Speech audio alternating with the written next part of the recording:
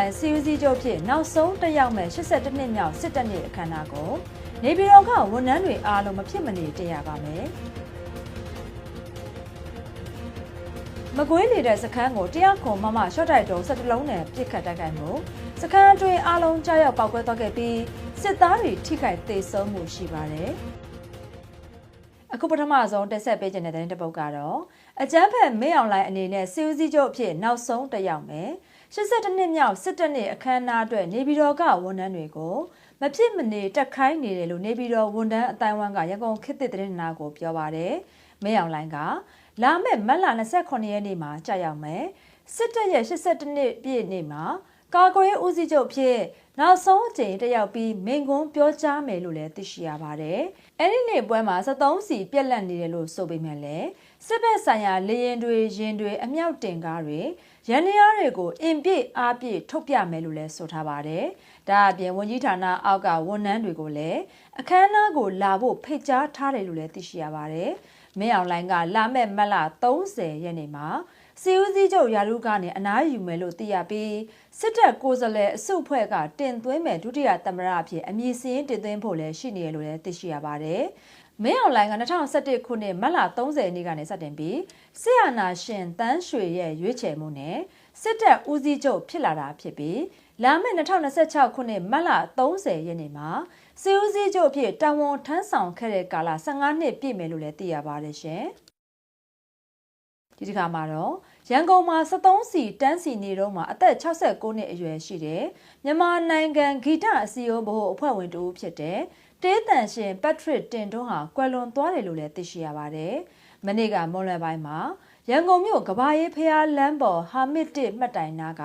73စီဆိုင်မှာစီဝယ်ဖို့အငှားရင်နဲ့ဝင်တန်းစီထားတာလည်းဖြစ်ပါတယ်။အဲဒီလိုတန်းစီနေတော့မှာကားပေါ်မှာပဲထိုင်လေးရဲ့သတိလက်သွားခဲ့ပြီးဆေးရုံကိုပို့နေချိန်မှာပဲ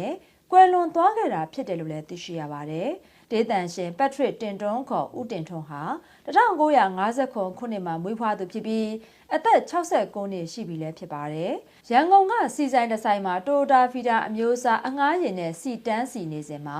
အခုလိုဖြစ်သွားတာလို့လည်းသိရှိရပါတယ်။ပြီးခဲ့တဲ့23ရက်နေ့တုန်းကလည်းမွန်ပြည်နယ်ချောင်းစုံမြို့နယ်မုတွန်းရွာမှာတက်စီရင်မောင်းတူ73စီရရှိဖို့အတွက်နေအပူရှိန်မြင့်တက်နေစဉ်မှာအချိန်ကြာမြင့်စွာစောင့်ဆိုင်ခဲ့တဲ့တန်းကြောင့်အပူရှက်ပြီးသေဆုံးသွားခဲ့ရပါသေးတယ်။လက်ရှိမြန်မာနိုင်ငံမှာအရှေ့အလယ်ပိုင်းဒေသပဋိပက္ခကြောင့်73စီပြက်လက်မှုတွေဖြစ်ပေါ်နေပြီးစစ်တပ်ဘက်ကလည်း73စီချွေတာရေးစီမံချက်တွေကိုချမှတ်ထားတာကြောင့်ပြည်သူတွေမှာစီဆိုင်တွေမှာနေရောညပါတိုးကျိတ်ပြီးစီဝယ်ဖို့တန်းစီနေရတဲ့အခြေအနေဖြစ်ပေါ်နေပါတယ်ရှင်။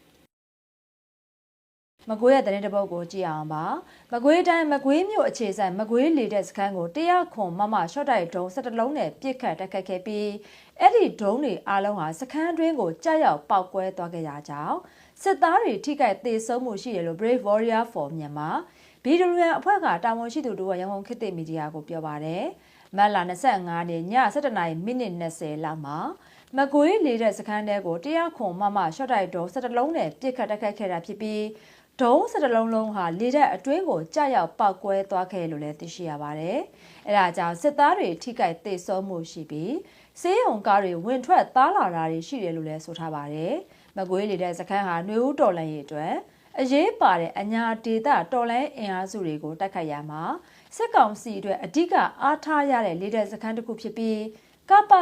21ကထုတ်တဲ့လေရင်ဘုံသီးတွေကိုတူလောင်ပြီးလေတဲ့စခန်းတွေကိုဖြန့်ဖြူးပေးနေတဲ့အဓိကစခန်းတစ်ခုလည်းဖြစ်တယ်လို့သိရပါတယ်။လက်ရှိမှာကမ္ဘာတဝန်းစီအခက်အခဲတွေဖြစ်ပေါ်နေသလိုမြန်မာနိုင်ငံမှာလည်းစီပြက်လက်မှုတွေကြီးကြီးမားမားဖြစ်ပေါ်နေတဲ့အချိန်မှာတော့ပြည်သူတွေကိုဆက်လက်တိုက်ခိုက်နေတဲ့လေရင်တွေကိုအဓိကရန်နာတဲ့မကွေးလေတဲ့စခန်းကိုတိုက်ခိုက်တာဟာပြည်သူကိုစားတံပြန်လှုပ်ဆောင်တာလို့လည်းဖြစ်ပါတယ်။အညာဒေတာတော်လှန်ရေးအတွက်လည်းအားဖြည့်ပေးရာရောက်တယ်လို့ BWN ဘက်ကပြောကြားထားပါတယ်။ဒါအပြင်ကမ္ဘာစီအခက်အခဲကြောင့်စစ်ကောင်စီလေတဲ့အင်အားလျော့နေနေချိန်ကိုအသုံးချပြီးတော်လှန်အင်အားစုတွေအားလုံးပိုပြီးပူးပေါင်းစ조사ကြဖို့ကိုလည်းတိုက်တွန်းထားပါတယ်။မကွေးလေတပ်ကိုတိုက်ခိုက်မှုက BWN အတွက်ပထမဆုံးဖြစ်ပြီးခက်ခဲတဲ့မစ်ရှင်တစ်ခုဖြစ်တဲ့အတွက်ကြောင့် နယ်မြေခံအဖွဲ့တွေကိုလည်းအထူးကျေးဇူးတင်တယ်လို့လည်းဆက်လက်ပြောကြားထားပါတယ်။အခုတိုက်ခိုက်မှုကို BWN, No More Dictatorship NMD PDF, Infinity အညာအဖွဲ့ Justice Brother Force ဒေါင်းစစ်အောင်အဖွဲ့နဲ့မြိုင်ပကဖတို့ပူးပေါင်းပြီး BWN ရဲ့ Mission 53ပြည့်လှုပ်ဆောင်ခဲ့တာဖြစ်တယ်လို့လည်းသိရှိရပါတယ်ရှင်။နိုင်ငံတကာဘက်ကသတင်းတွေကိုဆက်လက်တင်ဆက်ပေးကြပါမယ်။အီရန်တော်လှန်ရေးအစောင့်တပ် IRGC ရဲ့ရေတပ်ဗိုလ်ချုပ်ကြီးအလီရေးစာတန်းစီရီဟာအစ္စရေးရဲ့လေကြောင်းတိုက်ခိုက်မှုအတွင်းမှာသေဆုံးသွားပြီလို့အစ္စရေးကာကွယ်ရေးဝန်ကြီးကအတည်ပြုပြောကြားလိုက်ပါတယ်။ဒီလုပ်ကြံမှုဟာဗုဒ္ဓဟူးနေ့ညပိုင်းကဖြစ်ပွားခဲ့တာဖြစ်ပြီးတန်းစီရီနဲ့အတူတခြားရေတပ်အစစ်မြင့်အရာရှိကြီးတွေကိုပါပြစ်မှတ်ထားတိုက်ခိုက်ခဲ့တာလို့အစ္စရေးကာကွယ်ရေးဝန်ကြီးကကြာသပတေးနေ့ဗီဒီယိုထုတ်ပြန်ချက်မှာထည့်သွင်းပြောဆိုခဲ့ပါတယ်။ဟော်မူဇီလက်ကြားကိုမိုင်းထောင်တာသင်္ဘောတွေတွာလာလို့မရအောင်ပိတ်ဆို့တာတွေနောက်ွယ်ကဓာတ်ရိုက်တာဝန်ရှိသူကိုကျွန်တော်တို့ရှင်းလင်းဖယ်ရှားနိုင်ခဲ့ပြီလို့လည်းဝန်ကြီးကဆိုထားပါတယ်။ပြီးခဲ့တဲ့ဖေဖော်ဝါရီလ28ရက်နေ့ကနေစတင်ခဲ့တဲ့အမေရိကန်၊အစ္စရေးနဲ့အီရန်တို့အကြားကစစ်ပွဲအတွင်းမှာအစ္စရေးဟာအီရန်အစစ်မြင့်ခေါင်းဆောင်တော်တော်များများကိုလုကြံခဲ့ကြောင်းကြေညာထားတာလည်းဖြစ်ပါတယ်။အဲ့ဒီအထဲမှာအီရန်ရဲ့အဓိကခေါင်းဆောင်ကြီးအယာတိုလာအလီခါမေနီနဲ့လုံခြုံရေးအကြီးအကဲအလီလာရီဂျာနီတို့လည်းပါဝင်နေကြပါတယ်။ဒီစစ်ပွဲကြောင့်အရက်သားတွေထိခိုက်သေဆုံးမှုကလည်းအလွန်များပြားနေပြီလည်းဖြစ်ပါတယ်။တလအတွင်းမှာတင်အမျိုးသမီးနဲ့ကလေးငယ်450ကျော်အပါအဝင်အနည်းဆုံးလူပေါင်း1938ဦးဟာသေဆုံးခဲ့ရပြီး24,800ကျော်ဟာဒဏ်ရာရှိခဲ့တယ်လို့အီရန်ကျန်းမာရေးဝန်ကြီးဌာနကထုတ်ပြန်ထားပါတယ်။အခုသေဆုံးသွားတဲ့ဗိုလ်ချုပ်ကြီးတန်းစီရီဟာအီရန်ရဲ့ရေတပ်ဗျူဟာကိုအဓိကပုံဖော်ခဲ့သူဖြစ်ပြီးဟော်မုဇ်လက်ကြားမှာအီရန်ရေတပ်အသာစီးရဖို့အတွက် drone နည်းပညာတွေကိုမြင့်တင်ပေးခဲ့သူလည်းဖြစ်ပါတယ်။သူဟာမကြသေးခင်အပတ်တွေအတွင်းက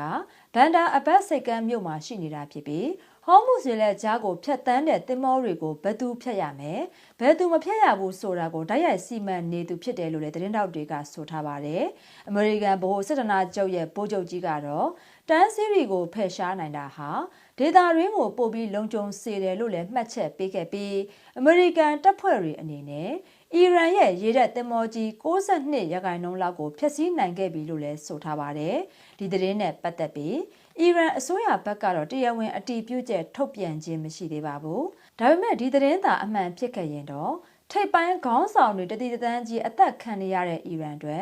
နောက်ထပ်အကြီးအကျယ်ထိုးနှက်ချက်တစ်ခုဖြစ်လာမှာပါ။လက်ရှိမှာတော့အီရန်ဟာဟော်မုဇ်လက်ကြားကိုပိတ်ဆို့ထားပြီးအမေရိကန်နဲ့အစ္စရေးနဲ့ဆက်နွယ်တဲ့သင်္ဘောတွေကိုဖျက်ဆီးခွင့်မပေးပဲတခြားသင်္ဘောအချို့ကိုပဲခွင့်ပြုနေတာကြောင့်ကမ္ဘာလောင်စာဆီဈေးနှုန်းတွေလည်းတက်လာနေပါတယ်။ဒါအပြင်အီရန်ဟာရေလက်ကြားကနေဘေးကင်းစွာဖျက်ဆီးခွင့်အတွက်ငွေကြေးတောင်းခံမှုတွေရှိနေတယ်လို့လည်းပင်လယ်ကွေ့နိုင်ငံတွေပူးပေါင်းဆောင်ရွက်ရေးကောင်စီ GCC ကဆွဆွဲပြောဆိုထားပါတယ်ရှင်။